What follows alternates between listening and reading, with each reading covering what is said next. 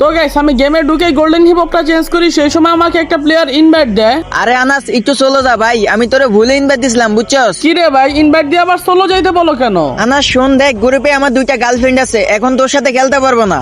তোমার গার্লফ্রেন্ড আছে তো আমার কি ভাই? এই বেটা দেখ, আমার কাছে দুইটা গার্লফ্রেন্ড আছে, আবার দেখ আমার কাছে সিজন 1-2 আছে, তোর কাছে কি আছে? ভাই সিজন 7 আবার কবে থেকে সিজন 1-2 হয়ে গেল? আসো পারলে কালেকশন ভার্সেস করো আমার সাথে। এত সাহস তুই আমারে কালেকশন ভার্সেস চ্যালেঞ্জ দেস?